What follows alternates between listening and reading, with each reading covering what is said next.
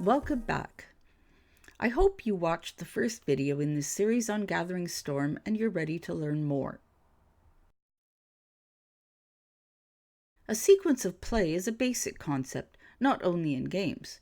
For example, my sequence of play in the morning is get out of bed, drink coffee, drink more coffee, wake up, drink more coffee, get dressed, go to work, drink more coffee.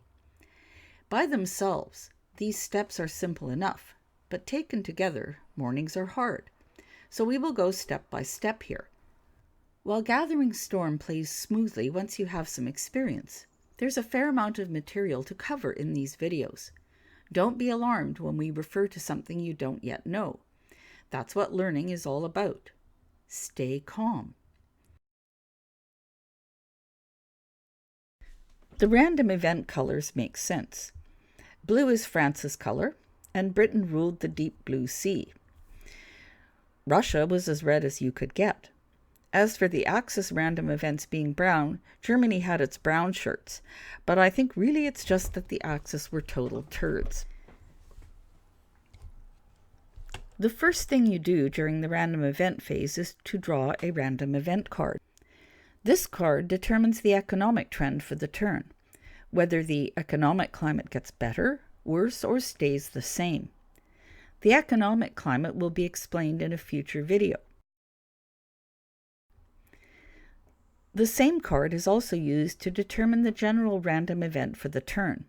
There is no need to draw a second card for that. Since all general random events are public, the first random event card drawn is placed face up, and everyone gets to see it right away. Germany, Italy, Britain, France, and Russia then each draw one random event card, and sometimes more. Each country's random event is indicated by its flag.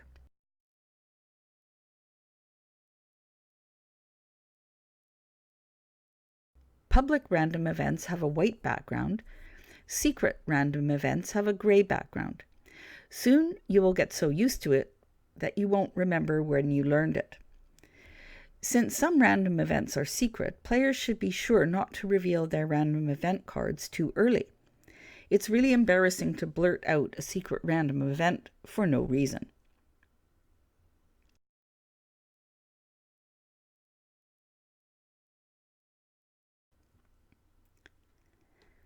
The Russian purge draw for the turn is public, as it affects what Russia can and can't do during the rest of the turn.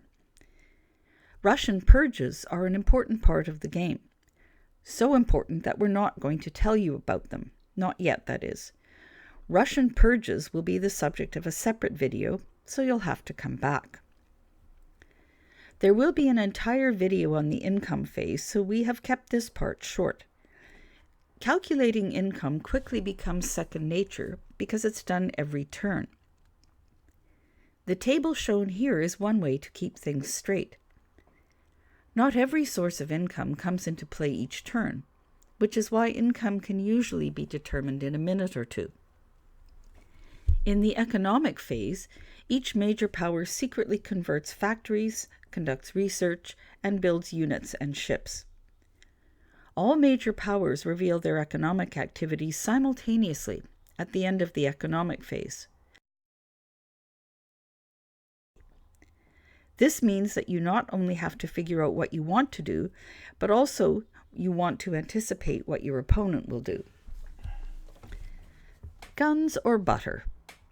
Gathering Storm confronts the players with this age-old question. Factory conversion will be discussed in another video. Research lets you customize your country's technical and scientific capabilities. This is especially important in Gathering Storm games which continue into a world at war. While research will be explored in detail in its own video, two common questions are: what is the right balance between short-term and long-term projects? And how much should players allow random events to modify their basic research plan?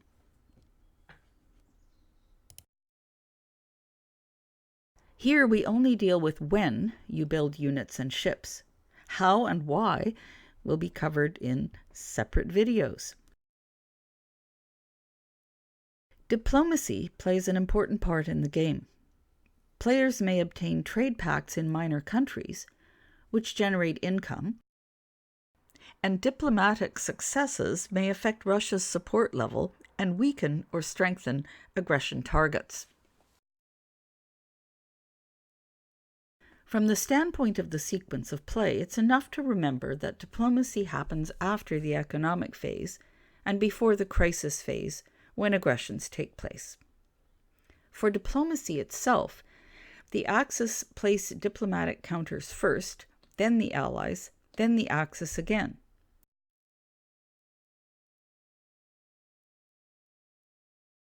Since the strengths of the activity counters used for diplomacy are concealed, diplomacy gives players a good opportunity to bluff. We have literally only spent a minute on diplomacy here because it will have its own video. The crisis phase comes at the end of the turn. Often there will be no Axis aggressions and therefore no crisis. But when crises happen, they're important. While bluffing plays a role in diplomacy, it's the crisis phase that gives true gamblers the chance to shine. This will be explained in the video on the crisis phase.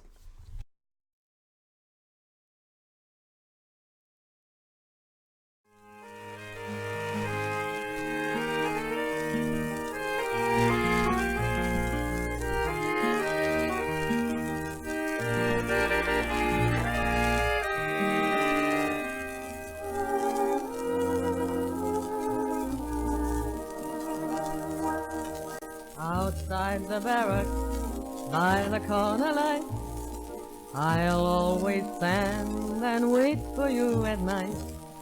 We will create a world for two. I'll wait for you the whole night through, for you.